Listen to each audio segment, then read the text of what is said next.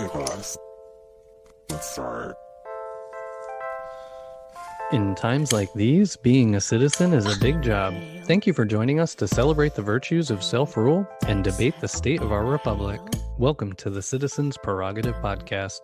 This is the voice of your nerdy host, Michael Piscatelli, and we are blessed with a co-host whose passion for our republic precedes him wherever he goes, Raymond Wong Jr.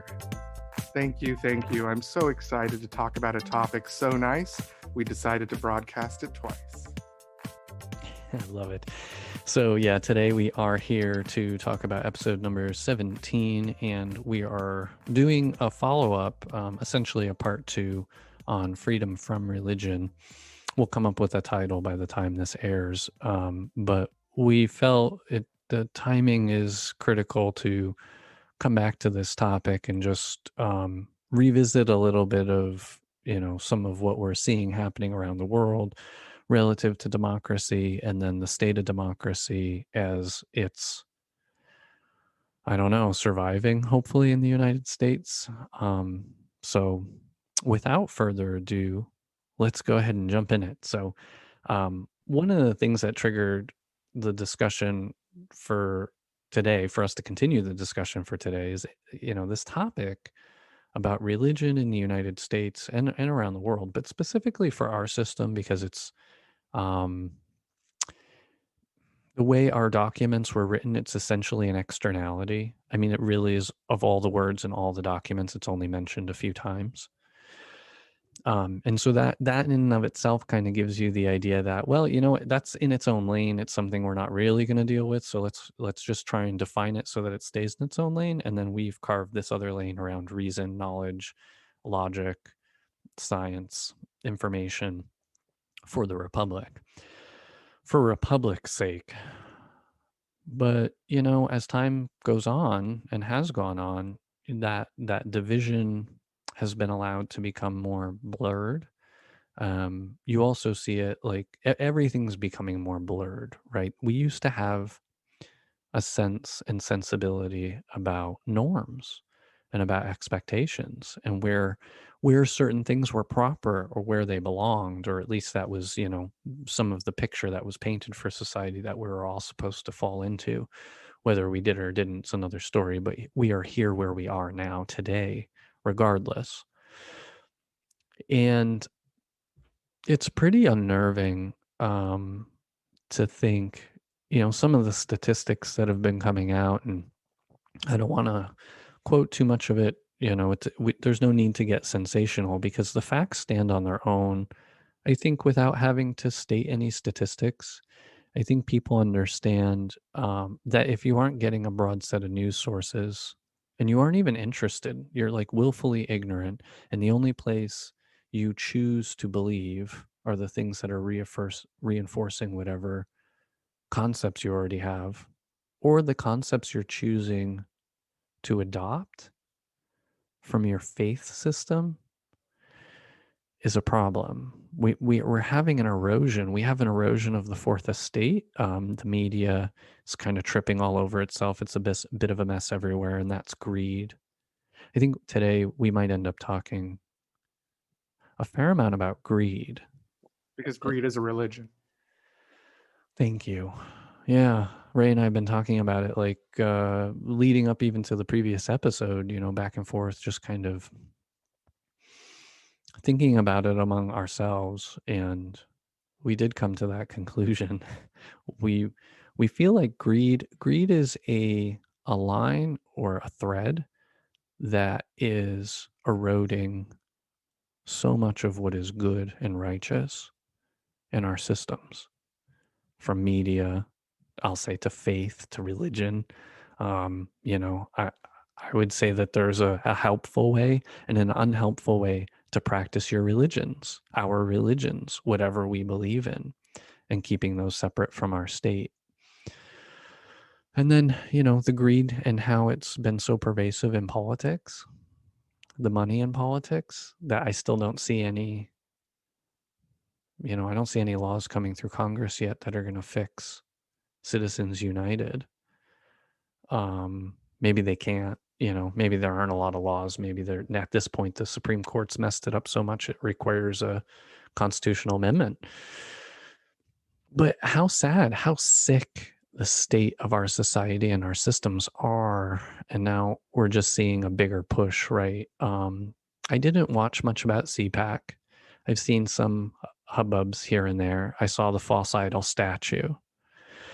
And it's so funny, this dichotomy, because I see evangelicalism, I see some of these religious sects, these subgroups of a global Christianity that are more so than any other group totally gung-ho about supporting anything, regardless of how destructive it is to society or our system.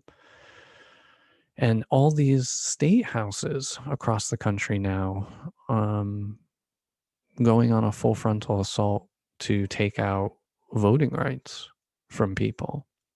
And we just passed the census. We just, went through the census process last year. So all those state houses are going to have the ability to start drawing their own maps, many of which the Supreme Court may have no interest in reviewing.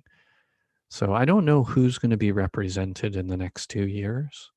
I don't know who's going to be represented in Congress.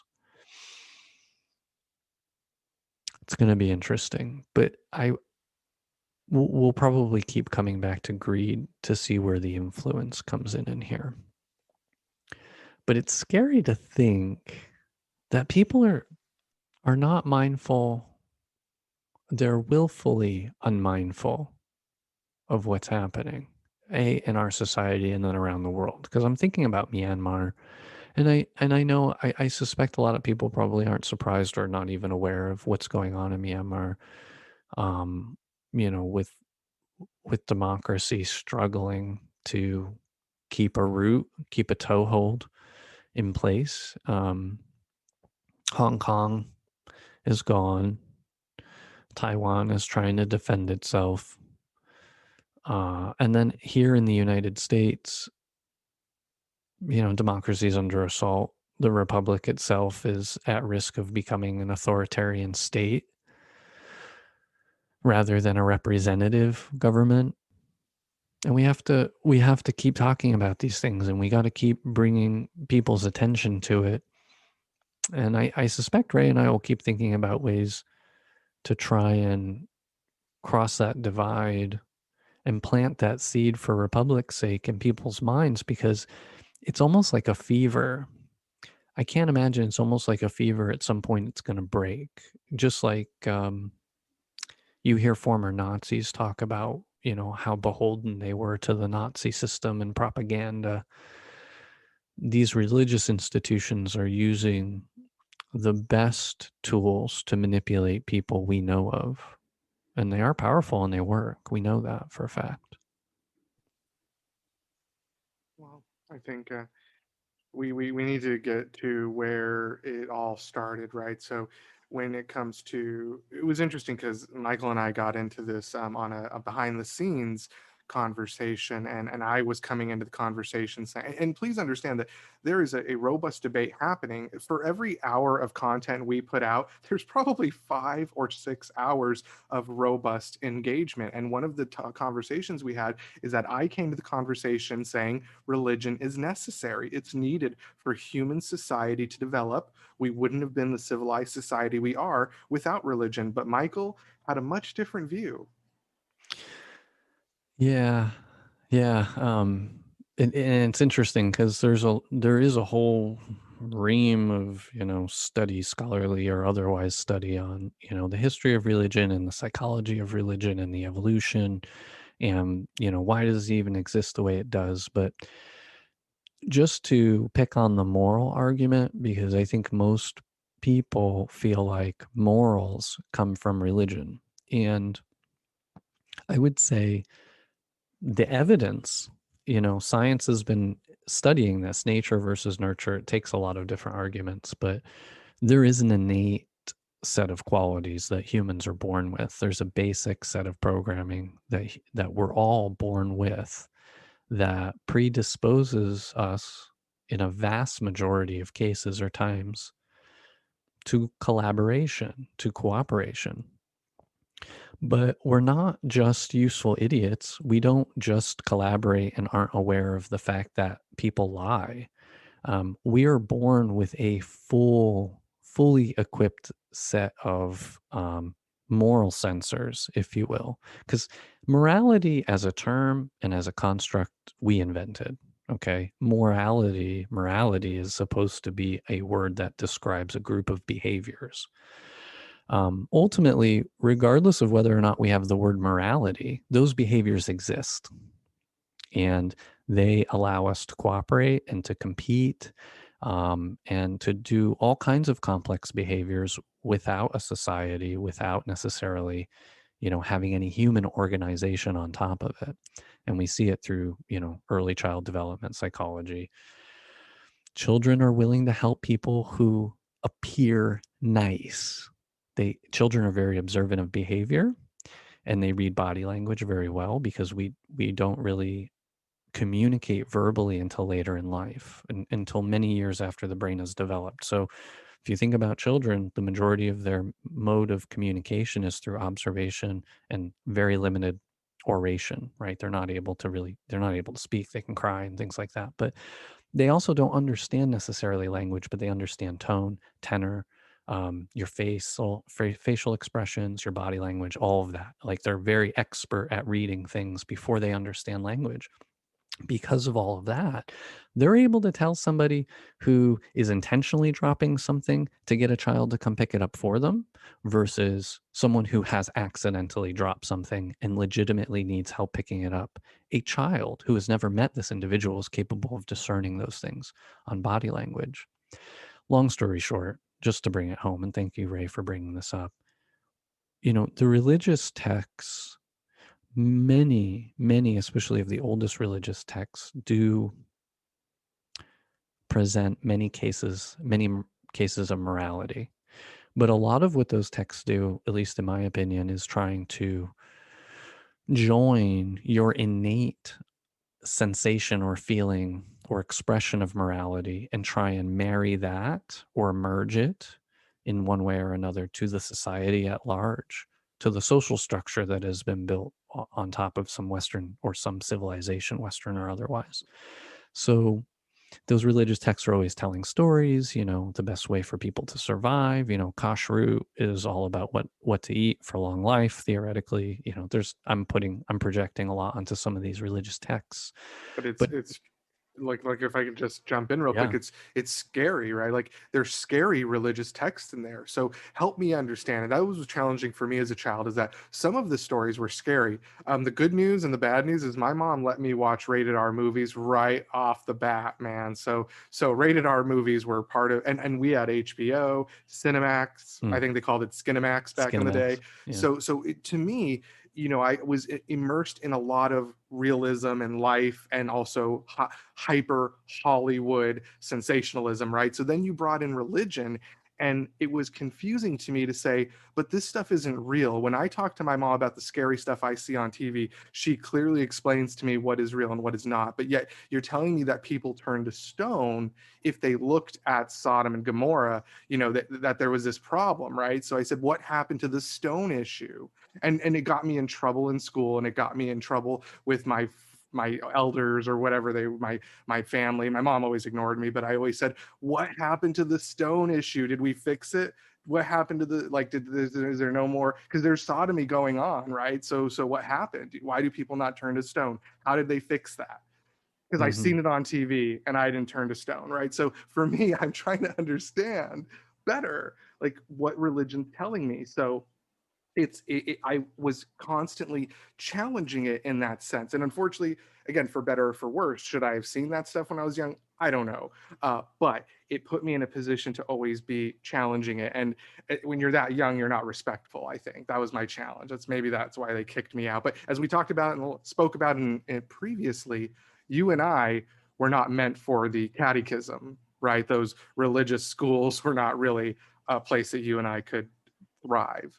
Um, No, it's not necessarily a place. It's not a place to allow a logical mind to thrive. It's there to teach you how indoctrination works and try and get Like, you to accept some things at face value without questioning, right? To or start. if you do question it, you get in trouble, right? Because there was an authority, there was a system for punishment if you pushed back on that thought. I'm sure you knew, I knew because I was eventually ejected from the program, right? But Depends on how artful they are at their skill. The most artful of the religious are able to take any of your arguments and worm it and warp it back into and through the text to try and dissipate, or I would say redirect any skepticism that you might have.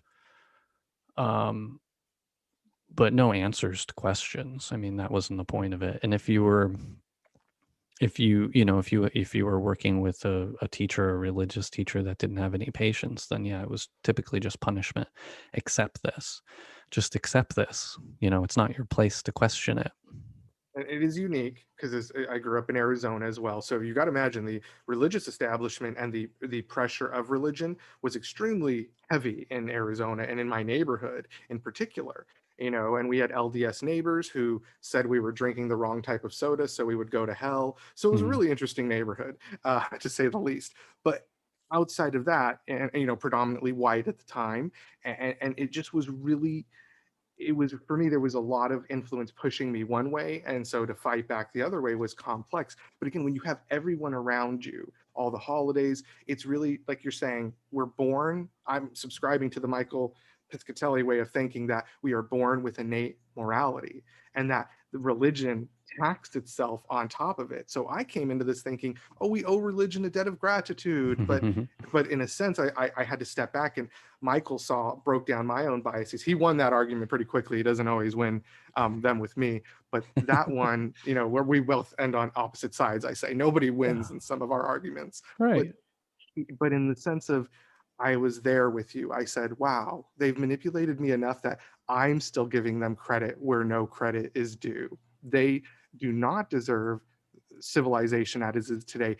What they do own, though, I realized the credit is due, is they are the founders of the manipulation mechanism we're all stuck in, right? Since we've been born and forced, those of us that accepted religion accepted the cognitive dissonance that they forced upon you. So to me, I think it's more and more I think about it, it's actually the first training ground. And I was guilty because I love education and I love propaganda, but I fell for it.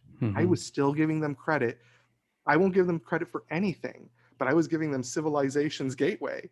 And Michael had to knock me down. So thank you for that deep thought exercise, Mike. No, you're very welcome. Yeah, it's hard, especially when you look in history. It's hard to divorce, religion from a lot of the, great events of humanity or civilization, and I that's guess because intent. they wrote it. I It's should have thought of that, huh, intentional. Mike? Yeah. I should have thought of that. They wrote it.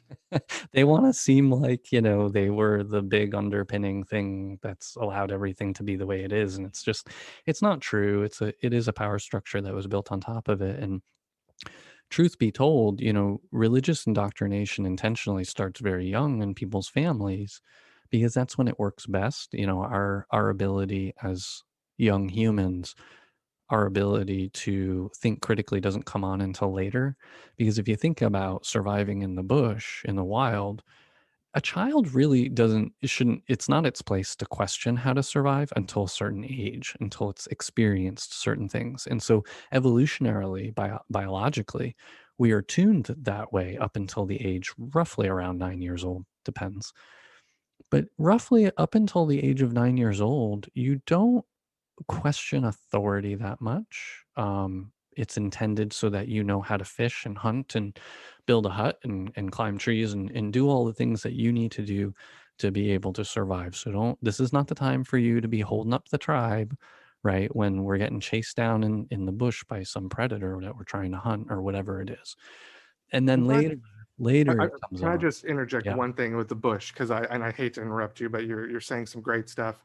But the bush, I just want to visualize for our audience that the bush has been recreated for us. The bush is the thing that Michael and I are always arguing about, that's built upon the simple structure, which is supposed to be freedom, right? The bush has been recreated. So everybody knows the bush exists except for the people living in it, it seems. And the corporations and the government, everybody understands that they've created this pseudo bush for us to be afraid of. So I hope you understand these mechanisms and these power structures pulling on us, like religion.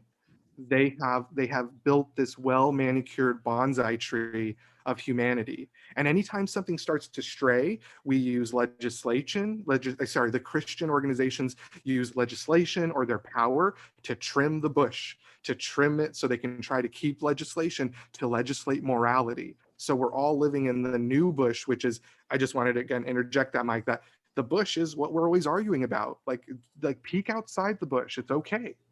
Yeah. No, thank you, Ray. It's a good point. So now we're in a concrete maze. We left the bush.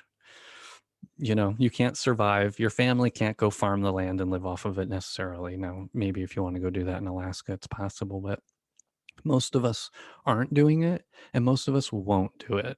So here we are. We are in the concrete maze, the concrete bush that we call society. And it's unnatural. We built this. And religion's the same way. It's unnatural. We built it. And you were born with a moral compass. We are all born with an innate moral compass that leads us towards survival. And survival for a human means adapting to your in-group, adapting to your tribe.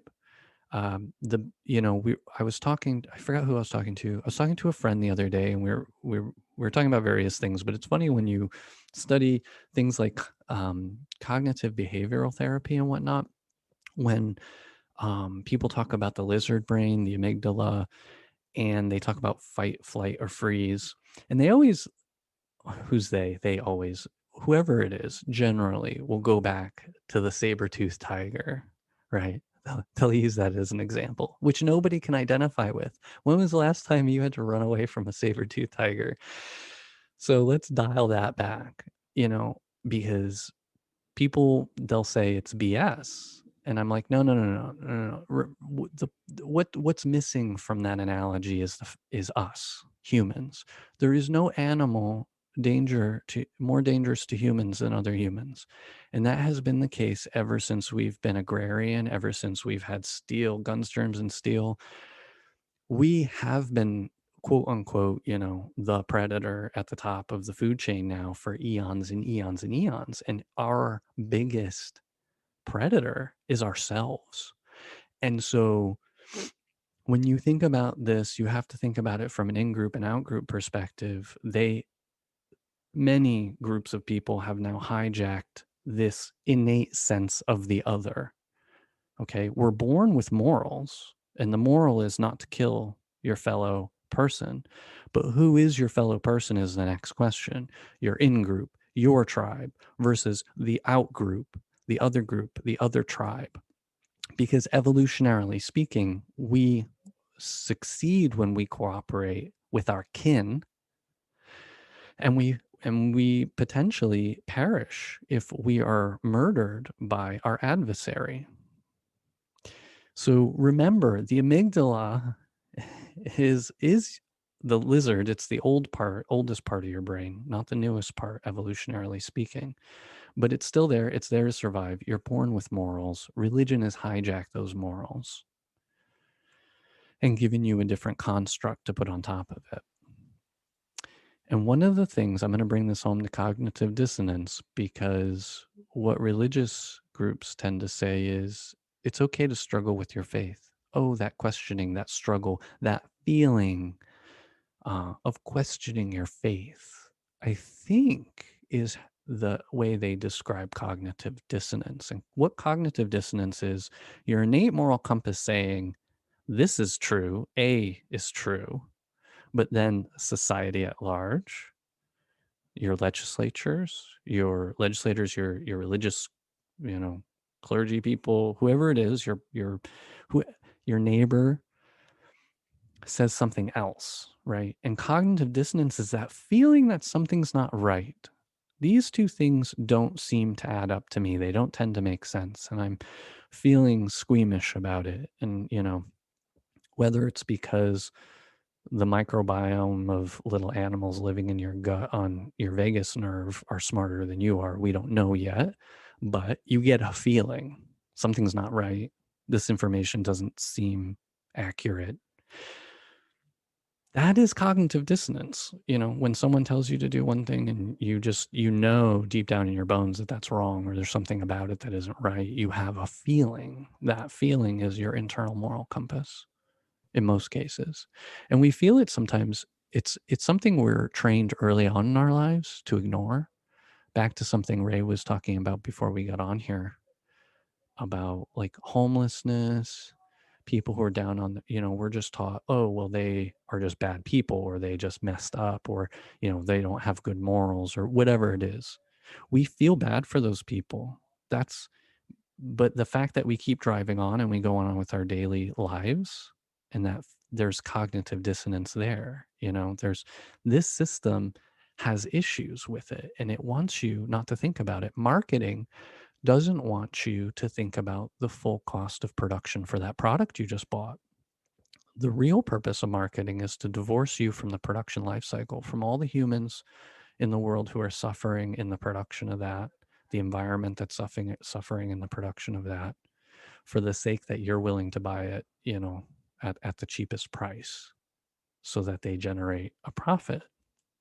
That's designed to divorce you from potentially having cognitive dissonance, for asking yourself the question, do I really need to buy this because I know the true cost of it to the world and to our people, our species?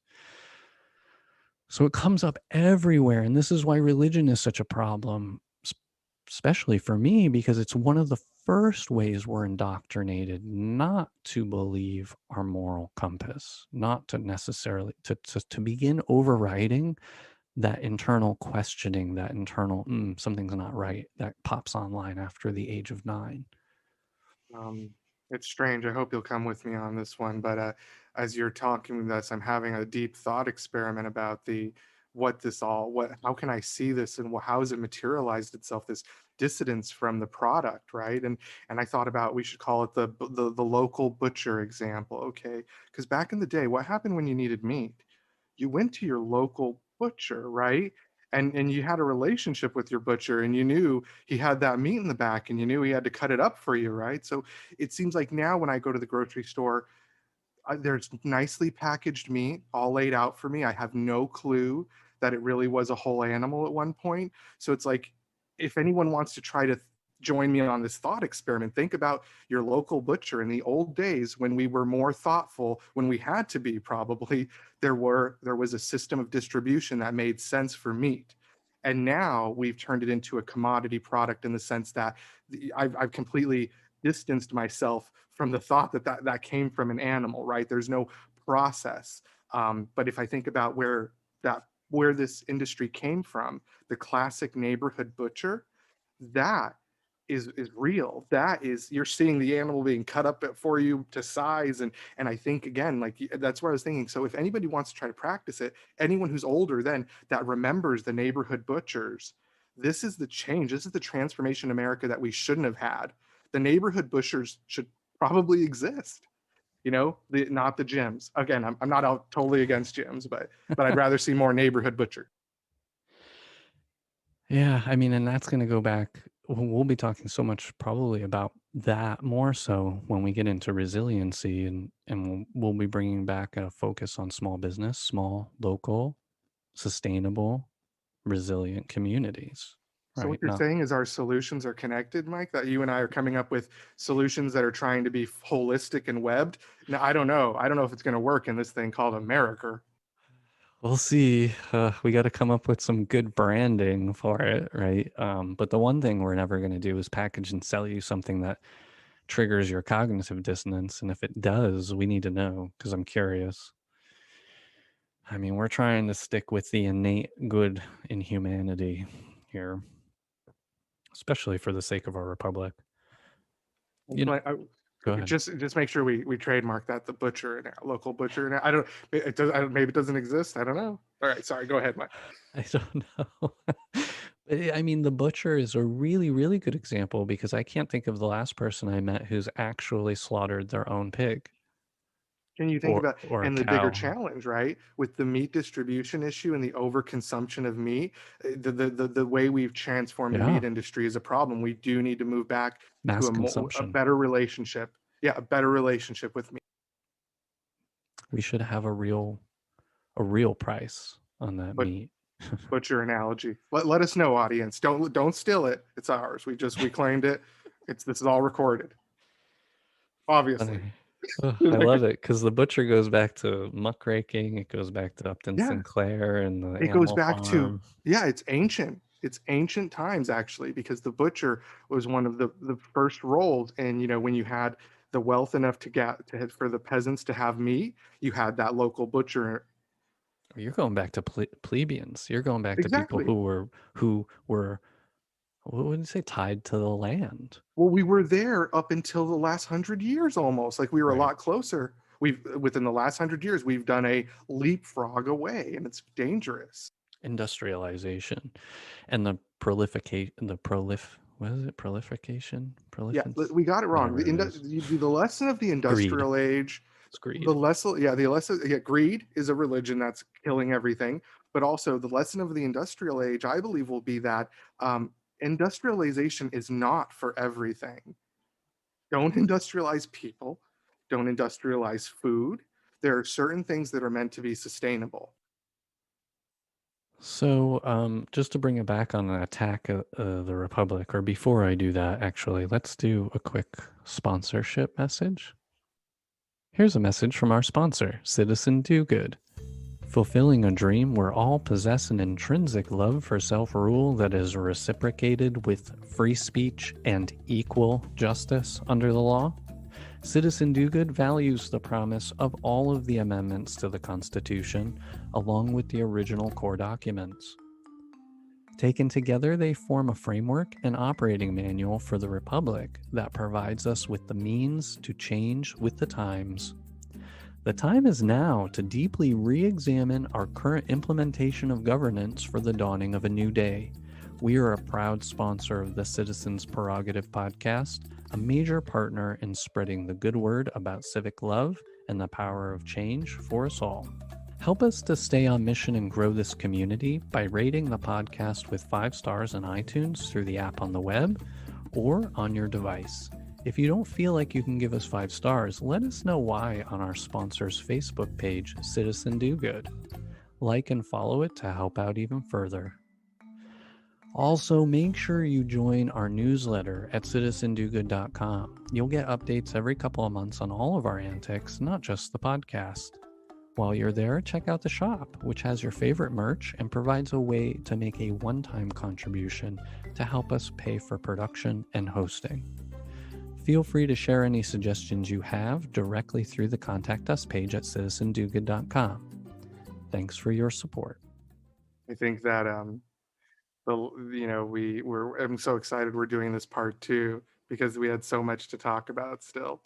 And I just want to let you know I actually started the timer this time. I was cognitively present. Yay. And we're at 32 minutes. I know we had a historic event last week when we had the longest episode ever released in the history of our podcast, in the history of the United States, because our podcast has just only existed. So here we have the 32 minutes. On the heels of that momentous occasion, Ray is keeping track of timing, which was supposed to be my job and never got done. I actually always do keep track of timing, but I know 9 times out of 10, I start at like 4, 5, 10, 20 minutes late. So I always know we're kind of going long. I love it. And thank you to our listeners for listening in on this. I thought it would give them a little behind the scenes fun for them, like just to, but because this is part 2, but I think it's going to be a continual conversation. I thank Mike for letting us go into a second, because we do typically like to move on and keep it fresh, and we only discuss something that's so important because it has such a large impact. And we said it's going to be a discussion that's ongoing for time, but we like season 1, right? We like to do foundational work and really establish a clear position as much as we can. So dedicating 2 episodes made a lot of sense to me. And Michael and I kept speaking about it after the show was over, before the show, so it just made sense. Yeah, I mean, and especially with the trends the way they were going. I know there's some stuff about Rush Limbaugh and everything, and it's just, for me, it's interesting seeing this arc of the Republican Party follow this trajectory, because I jumped off that ship in the late 90s. So for those of you who don't know, I used to be a registered Republican in Arizona. I used to listen to Rush Limbaugh and several other radio hosts. And then sometime, around the late 90s, the Republican Party really shifted away from conservatism and towards otherizing people. So they lost me when religion got too much, too big into their politics, and um, you know, picking us apart, like gay people and stuff like that. So I was gay, and I particularly love and enjoy all religions in the lane that they belong in. But I don't necessarily attend any particular church. So when the party way back in the day started shifting and pandering way more towards religiosity, ideas based on religious basis and not on logic, they started losing me. And then when they started attacking, I mean, little did I know as a child of the 80s, the reason why I was afraid of sex was because of AIDS, was because of this big mythic thing, portrayed on us as gay people. Our people were allowed to die. I mean, I'm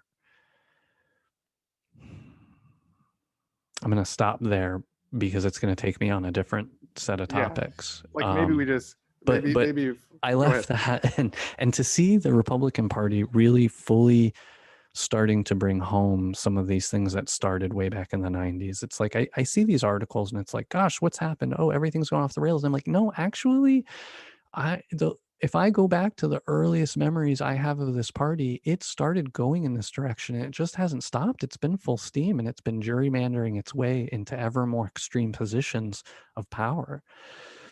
And I'm so nervous and concerned about this. I was reading an article today, um, you know, about what's going on in state houses, Republican state houses, and excuse me, the fact that we were trying to, I think in Congress they were putting forward the Equality Act um, to be voted on, and it's interesting because the Equality Act is pretty simple. I mean, we can't even the fight against women in this country, against women's equality in this country, is primarily coming from extreme religious groups. The attack against homosexuals, the attack against transgender people, these are all humans. We are all imbued with inalienable rights in this country. And we should be treated equally with respect under the law, along with everyone else. But I see these topics around other groups of people that wholly believe Biden didn't win the election, and they believe somehow people are coming after their rights, so they have to preemptively remove ours in response. And it's scary because the only way that these people, like here, it says there was a survey that 68% of white evangelical Republicans said the media had exaggerated number of deaths from the pandemic.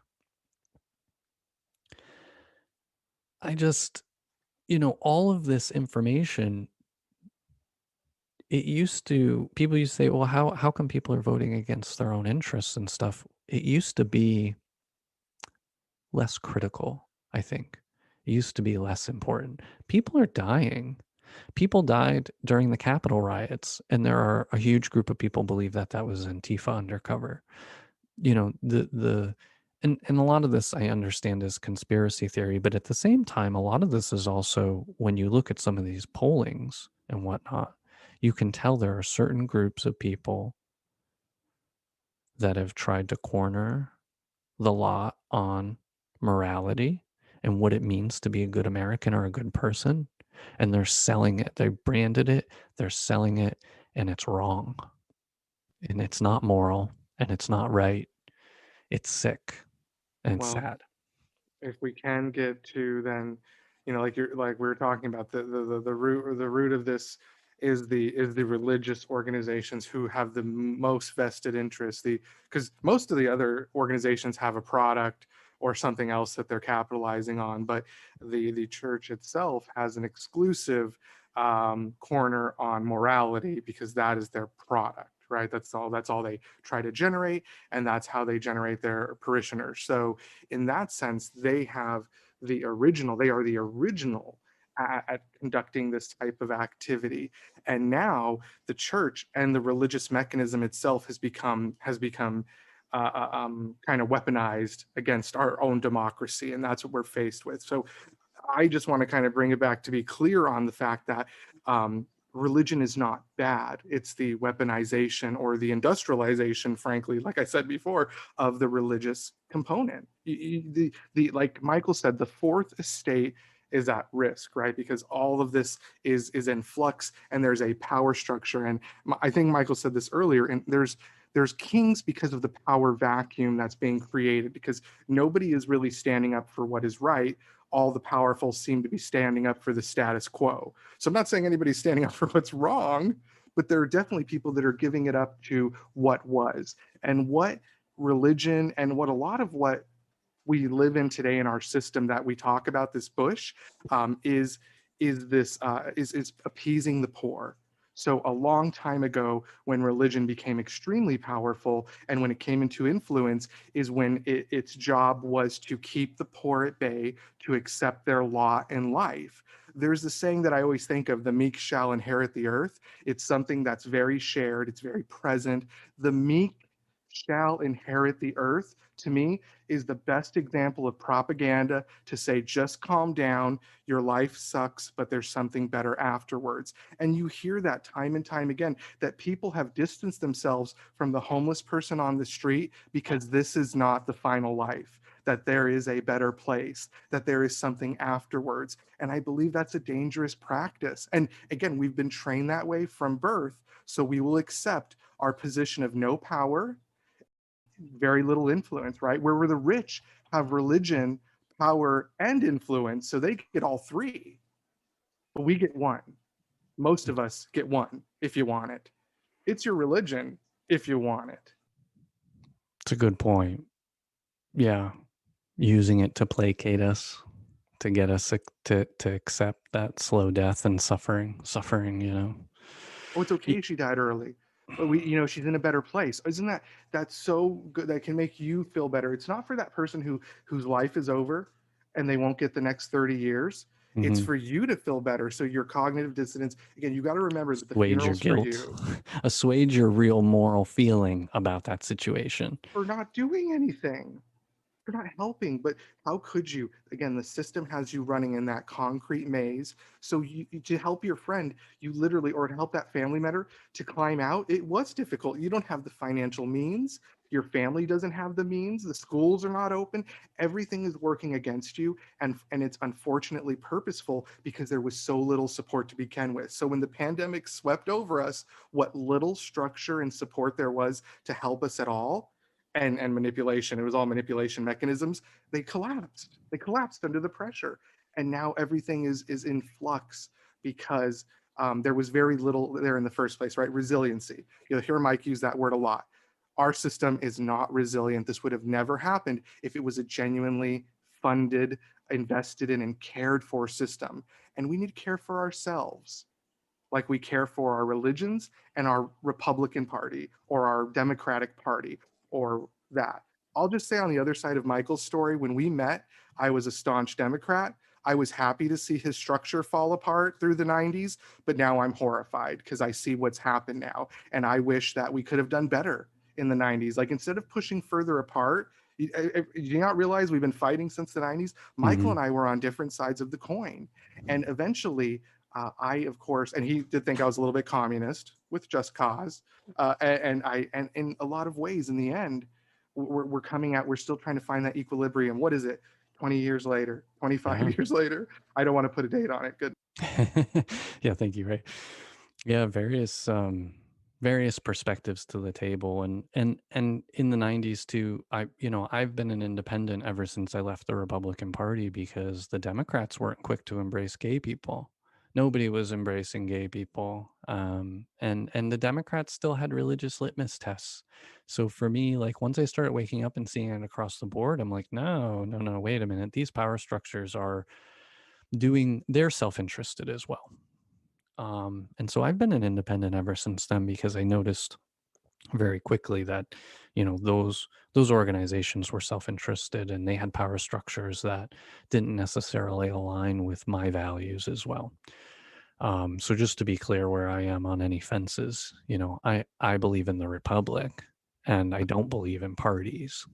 Right. Um, And but I, just for solution based to mention that we believe that there is nothing wrong with the party systems as they exist in general, but the challenge we have, like in Arizona, we can only speak to what we know. So for my fellow Arizonans, independents can't vote in the primary. You don't get to choose who Mhm, becomes president as an independent. So how does the state government fund the party systems and the whole mechanism, but yet it pushes independence out of who's running for president of the United States? mhm. That's voter suppression, friends. But those of you that have picked a party would never know. But independents are left out to dry in Arizona, yet still paying through their taxes. Tricky, Take that tricky. out. Take that Hmm. out. We're not saying take out everything. We're saying take that out. Defund the police is a methodology of that type of mentality across the board. Defund these false mechanisms that add no value to the great conversation. That's our solutions are based around that. Hmm. Fund real solutions. Not the old way of doing things. And the other thing about 9 years old, just to bring it back to the power of indoctrination, is if you don't go back and question everything you learned up until that age with your adult mind later in life, you just keep going through. You keep accepting all of that automatic, indoctrinated programming that occurred between, the time you were born and 9 years old, roughly. So, that's why it's like people can go on and on and on. How come they don't ever change their ways? Because we don't actually ask people to do that. We don't teach people to necessarily do it, unless you're, going off the rails and you're talking to a therapist or something like that, which, again, back to education, everybody needs to understand how this brain works, how these bodies work, and, encourage us to actually use these things to their fullest capacity, which is the opposite of what the power structure is interested in. And I also want to talk a little bit more about greed, because something Ray and I are sensitive to, but because we're human, we fall victim to, is generalization. And I want people to understand that there's a litmus test, there's a vein, a dividing line in my mind. And Ray, you can jump in here. But I think the way to test any institution, any group of people, is on a greed basis. What is the true motivation? What is the true mission? What is the true aim or goal of this group of individuals? Because not all of anything is anything, period. If the word all, every, any, if it's an infinitive, it can't necessarily be true. It can't really be logically true. Like, murder is not always wrong.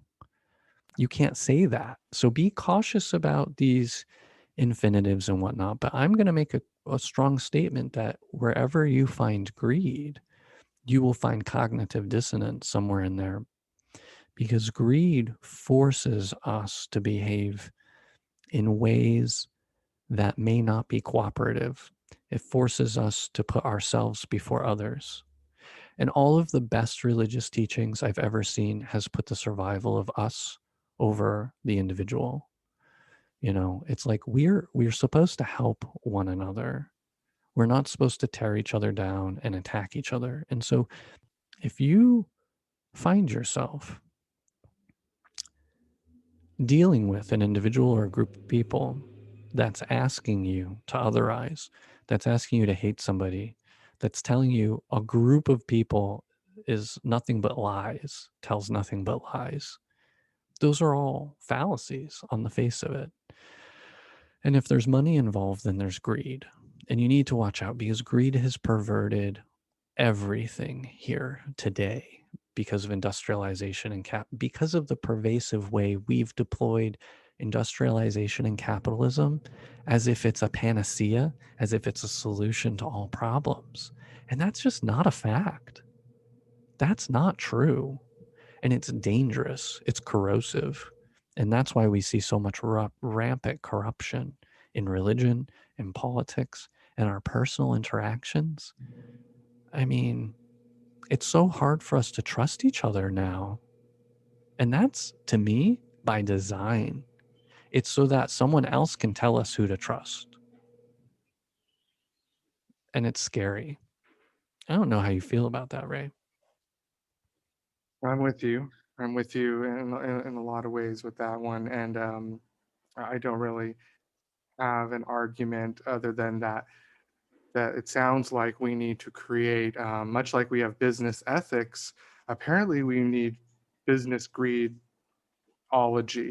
So I guess what you and I are working on is what is the new ethics we have to bring into business, right? Because ethics isn't enough, apparently. Apparently, we need another level. So is ethics 101 and greedology is 102 for the academias? I don't know. But it really comes down to having that ability to understand how can you equate crossing the line. And I think that's having some honest conversations that when you're paid more than the X number national, like what would greedology look like? So maybe that's what we're working on, is the solution is greedology. Disparities. We'll work on the name. We'll work on that name. I think disparities, we would just start with a generalization that disparities point to greed. The greater the disparity, chances are the increased propensity for greed in that organization or institution. And so greed warps people, right? Yeah. It manipulates people. It creates an environment where cognitive dissonance is okay. It's fine. No, go ahead and struggle with yourself because you're going to get paid for it. We got to get away from that. And you hear it all the time. People talk about what's happened to them in their lives and their personal lives. That equates to the justification for where they are. And you hear it even in very successful people will talk about different things that they've gone through. But there's people going through terrible, terrible situations all throughout the world. And going through something does not equate you to wealth and power. That is not an automatic give, right? But yet people in those positions seem to think that they've done something exceptional. And I think that cognitive dissonance, again, people tell you're exceptional and you're so used to believing things that are not true, and not saying that you're not exceptional, but saying that compared to the rest of the world, there's exceptional people and always someone more exceptional than you. You believe that you are truly exceptional because people told you it, and you can't. I don't think people can bring it home, right? They're religious and they're up here, and then someone pushes them even further. Oh, I'm closer to God. I'm blessed. Oh, yeah. That touches me in a place where Buddhism goes about accepting. Okay, so people hate feeling bad about themselves, right? Well, Buddhism, part of it, the teachings or the mindfulness part of it, is not taking in any of that, right? You should know who you are. You don't need any externalities to confirm that necessarily. And so you should not, if you don't want to feel bad about yourself, you should also not accept compliments about yourself. When you take the good, you have to take the bad. So you should deny all of that. You should be humble and you should be confident, all in one place. You do not need to accept those compliments. If you accept those compliments, then you're accepting that feeling. You're buying into that. Oh, I'm good. The needle has moved away from baseline towards a positive thing. But you can't accept that and not accept the inverse, the negative side of that, the absence of it. And so the only place to stay core, to stay center at all times, is to deny both of those things. don't believe I'm great and don't believe I'm bad. I am. That's all. I just am. And the less you buy into that, the less you'll be feeding into it. And I think, greed asks that for ourselves. Greed. Anytime the self is placed above us, anytime you are placed above others, that should be a Right. point of questioning, right? You should be like, well, okay, we all are like, we all have a place. We all are good at different things. Just because you've got one that you would excel at doesn't suddenly make you a king or king worthy or anything like that, right? So these corporate structures are a bit problematic because they need you to buy into someone is worth more than you. They And that's want to, fundamentally not, it doesn't jive well with morality, our innate morality.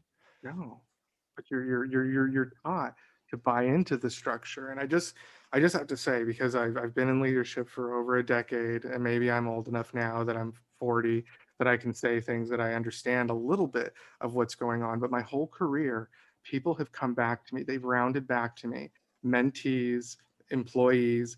They've come back to me and said, Ray, and I think it's just because of mass, right? I've hired so many people and led so many people over a decade and a half that they say, Ray, you were the reason, you inspired me, you did this. And the first thing I said to them always, every time, as soon as it started happening, is, you did this. This is all you. All I did was give you a little bit of, I gave you a couple of ideas. I gave you some ideas. That's all. And I took that inspiration from even Walt Disney, who said the greatest thing he ever did was give people ideas and direct them towards a goal or a motivation. That's all he did. So I took that early on in my career to say, oh, so I don't have to be a jerk, or I just tell people my ideas and I share, and if they grow, it's great. And to this day, many people have made six figures after they've had one conversation with me and they went off and did amazing things, and they come back and give it to me. No, give it to yourself and give it to what you chose to do. So they'll push it back. They'll say, yeah, but you, I appreciate it. Cool. Thank you.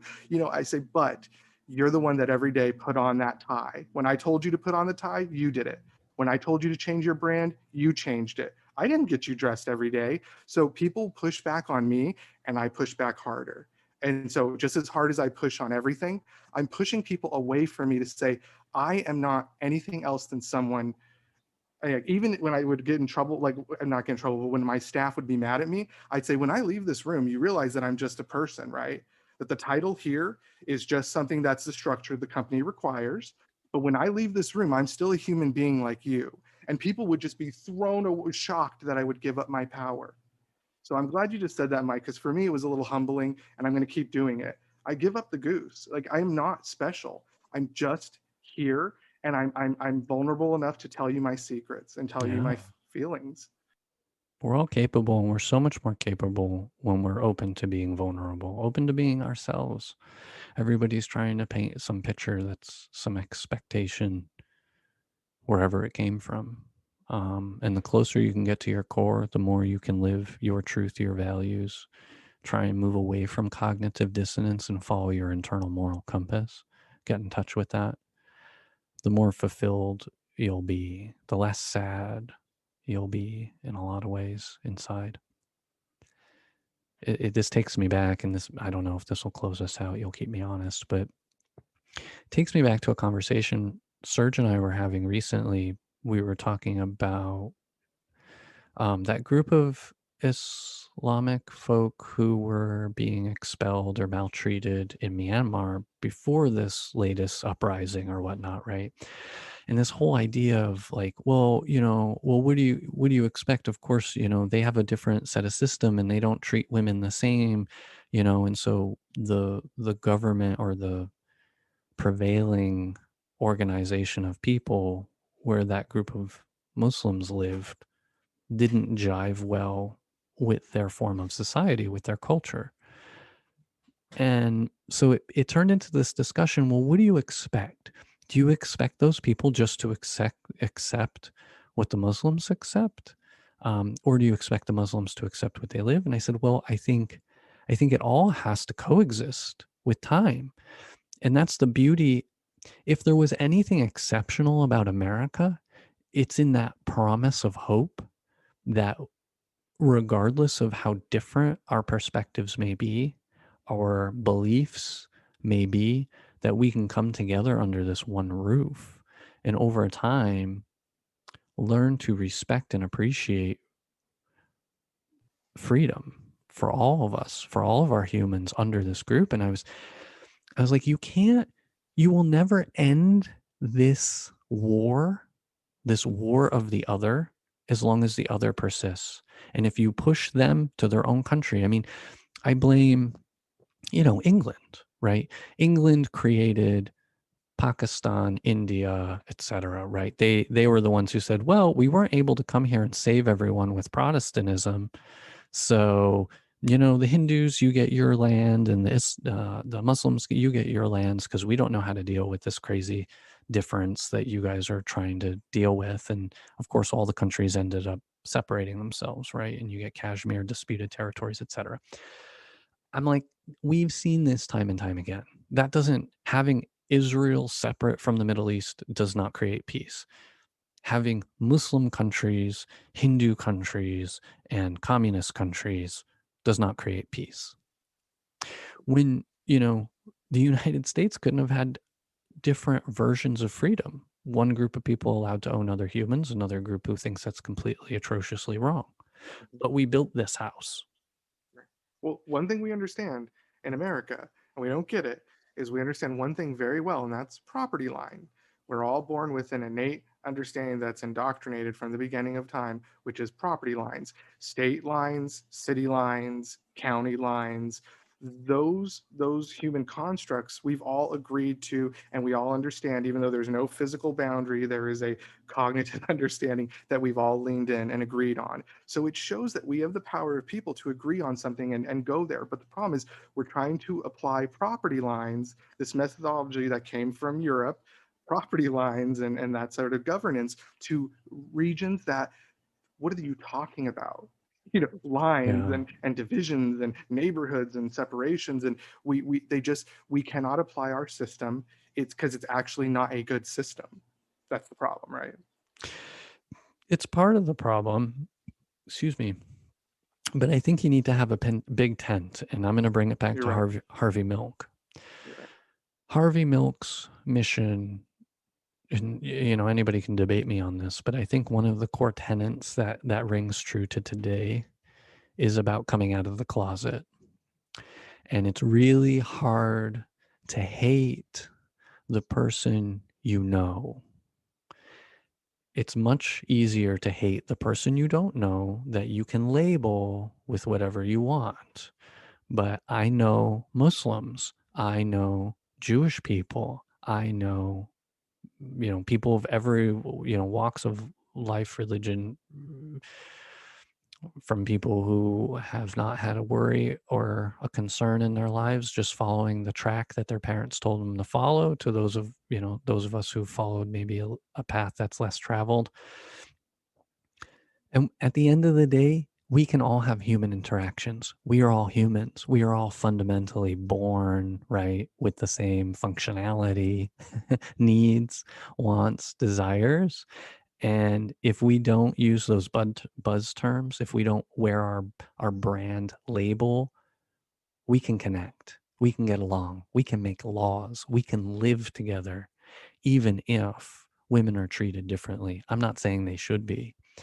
But the only way Muslim women are ever going to earn their freedoms is not by living only in Saudi Arabia and allowing Saudi Arabia to be a state and a country to do whatever they want. I'm just using Saudi Arabia as an example. So, that was what was amazing about the US is like you come here, it's agnostic, religiously agnostic laws. We follow the rules, whoever you are, and you get to know your neighbors. And maybe you judge a little bit less. Maybe you're a little bit more accepting of that person. And over time, hard religious lines wear away and we become Americans first. We don't get there ever if Texas secedes, if the South secedes. We don't ever get there if Myanmar expels all their Muslim population into Bangladesh and waits for Bangladesh to go underwater, and all those people are going to spread everywhere.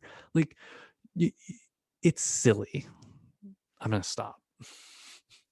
I mean, I feel your passion, but it's probably a good place to stop based on my timing analysis. But I would say that you are absolutely right. I think the problem is that people turn away from these topics because they get you angry, right? When you really peel back the onion, it's not good news. There's no good news.